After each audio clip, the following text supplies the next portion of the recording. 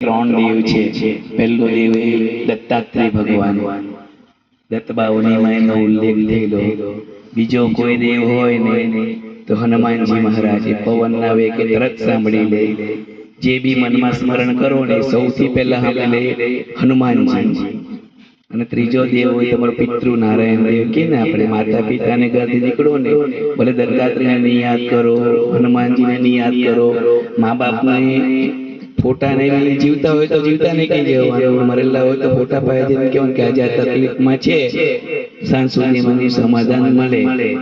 અને પિતૃ આગળ જાય ને તો ભૂત આપણે ભૂત બાપા કહીએ તેમાં પરિણમે। અને ભૂતના જો દૂતો હોય, ભૂત જેનો દેવ હોય અધિપતિ તો આપણે બ્રહ્મદેવ કે તે છે, એટલે બધા એક જ છે। એટલે એ બી પવન પુત્ર જેવા કહેવાય, તરત સાંભળી લે તેવા બ્રહ્મદેવ છે, એના સાનિધ્યમાં બેઠા છે। એટલે બધું કથાની વાત કરીએ, કથામાં તો મુખ્ય એવું થાય સમય પાબંદી એટલે બહુ સારું છે। કાશી નગરીની વાત કરીએ।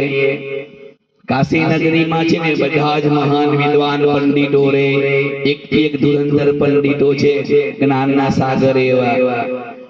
તે કાશી નગરીમાં એકવાર ફરતા ફરતા પોતાના બે શિષ્યો સાથે એક મહાત્મા આવ્યા જેનું નામ સોમદેવ છે। સોમદેવ નામના મહાત્મા આવે છે, કાશીમાં સ્નાન કરે, નદીમાં સ્નાન કરે છે અને ત્યાંના કાશીના પંડિતોને પડકાર મારે છે કે તમારામાંથી જો કોઈ એક એવો પંડિત હોય કે જે મારા બે શિષ્યોમાંથી કોઈ એક શિષ્યને પણ શાસ્ત્રાર્થ કરવામાં જો પાછો પાડે તો શાસ્ત્રાર્થ કરવા માટે લલકારે છે। અને સોમદેવ એટલા મહાજ્ઞાની છે કે તેની સામે શાસ્ત્રાર્થ કરવા માટે કાશીના દરેક પંડિતો હથિયાર એટા મૂકી દે એવું બને તો પંડિતો એક યોજના કરે છે કે તે સમયે કાશીમાં એક સંત રહે છે, એનું નામ કબીર છે।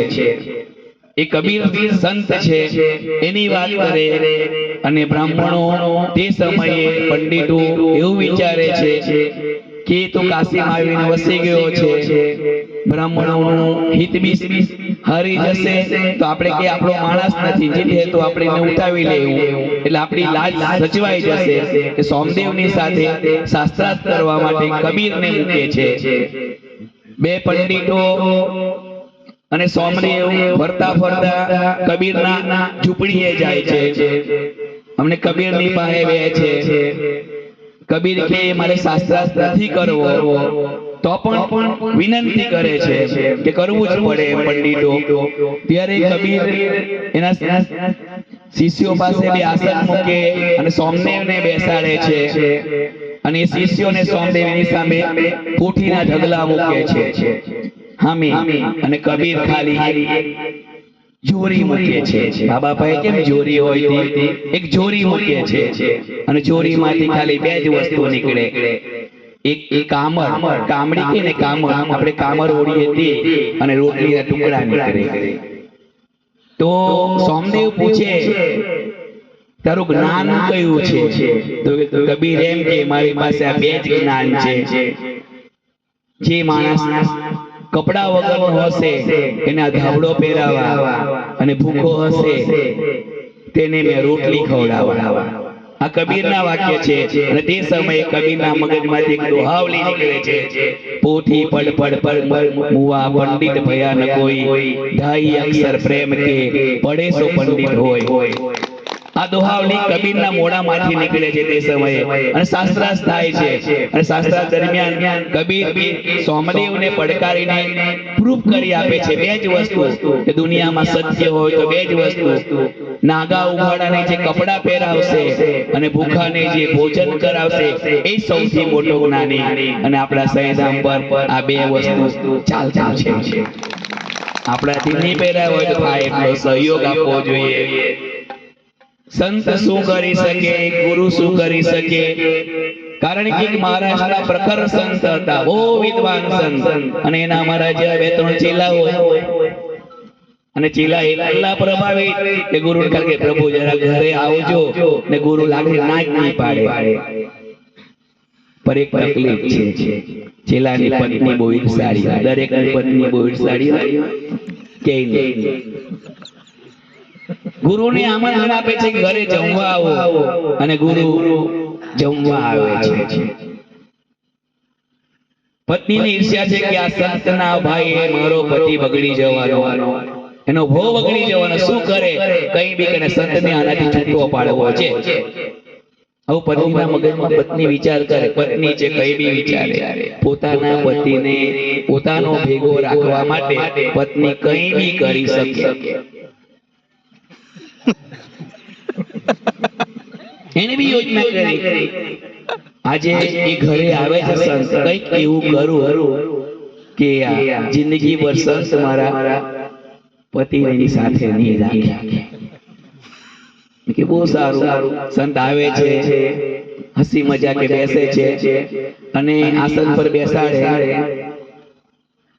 અને સંતને હાથ પગ ધોવા માટે ગરમ પાણી આપવામાં આવે. તો કઈ કામથી શિષ્ય ઘરમાં જાય છે, સંત એ પાણીથી હાથ પગ ધોવાય તો પત્ની ગરમ ગરમ ઉકળતું પાણી લાવીને સંતની પીઠ પર નાખી દે છે. સંતને થોડો વાર કઈ થતું નથી, એ તો એની ખુશીમાં એની મસ્તીમાં જ રહે છે. બધી વાતો પતી જાય છે અને સંત ઘરે નીકળી જાય છે. અને થોડો વાર પછી એની પત્નીના બરડા ઉપર પાછળથી ચામડી નીકળી જાય છે અને બહુ વેદના થાય છે, અતિશય વેદના પત્નીને થાય છે. પાણી નાખેલું સંત પર, એની અસર પત્ની પર થાય છે, શિષ્યની. હવે બધાની બચવા માટે બહુ પ્રયત્ન કરે, શું કરવું કઈ સુધતું નથી. સંતો એની મસ્તીમાં જ છે. પછી એથી નહીં રહેવાયું, કહેવાયું, પતિને કીધું કે મેં સંત પર પાણી નાખ્યું હતું, તે તો નીકળી ગયા, તેમને તો કઈ થયું નહીં, પછી મને આ અસર થાય છે. તો એ પતિ પાછો સંતના ચરણમાં સ્પર્શ કરે અને ગુરુને કહે, ગુરુ આ વેદનામાંથી બહાર કાઢ, તમે જ કઈ કરી શકે. ગુરુ તત્વ કઈ બી કરી શકે, ભલે સામાન્ય દેખાતા હોય. એની વાણી માં કઈ પણ હોય, એકવાર નીકળી ગયું તો ધનુષમાંથી તીર, તો એ નિશાન પર લાગે છે. એટલે ગુરુજીએ કઈ હાસ્ય કર્યું, અને પછી શું થયું, એ પાણી શરીર પરથી જે પડેલું હતું, ત્યાં જે ધૂળની જે માટી હતી, એ માટીની લેપ પત્નીને લગાડવાથી એ પત્ની સારી થઈ ગઈ. આ ગુરુના ચરણના રચ કે ખાલી પાણી. અને આ ઘટના મહારાષ્ટ્રના એકનાથ નામના સંતની છે, કર્યા છે. હવે આ તો વાત થયા સંતોની વાત, હંમેશા ભગવાન કરતા ભગવાનના ભક્તોની જ વાત કરવી, અને ભક્તોના ચરિત્રમાંથી બહુ શીખવાનું મળે. કબીરની અંદર કબીર બી જમાડ, લોકોને આ કબીરની સ્ટોરી ખબર નહીં, પણ જાણવા જેવી સ્ટોરી છે કે કબીર બારણે આવેલા સંતોને ભૂખા નહીં મોકલાવતો, અને ભગવાને એની કસોટી કેવી કરેલી. કબીરના ઘરે સંત આવ્યા છે, પણ ઘરમાં ખાવાના સાસા છે કઈ નથી એની પાસે. પત્નીને કે જા દુકાનમાં જઈને કઈ લઈ આવ. પત્ની દુકાનમાં જાય છે, અને દુકાનદારને કહે છે ઘરે સંતો આવ્યા છે, જમાડવાનું છે, કઈ નથી, શું કરવું. તો દુકાનદારે, આજના જમાના દુકાનદારો જેવા તે જમાના પર દુકાનદારો હતા. દુકાનદારે પત્નીને બહુ સરસ વાત કરી, અને સ્ટેજ પરથી અવાજ કેવી જોઈએ, એટલે મેં કેવા, તું મારી જોડે એક રાત રહેશે તો હું તને અનાજ આપીશ.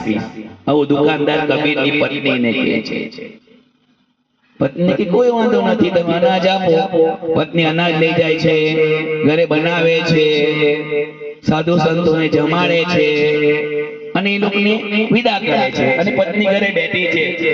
કબીર એની પત્નીને પૂછે શું થયું, તો પત્ની કબીરને વાત કરે છે, સંતોને ઘરેથી ભૂખા મોકલાવવા યોગ્ય નથી લાગતું. દુકાનદારે એને વચન આપ્યું છે કે રાત્રે હું તમારે ઘરે આવીશ. કબીર કે એમાં ચિંતા કરવાની શું જરૂર છે, તો તમારો વરસાદ ચાલુ છે. કબીર એક કામળો લે છે અને પોતાની પત્નીને ઉચકીને એના ખાન પર બેસાડીને દુકાનદારના દરવાજા પાસે મૂકે છે.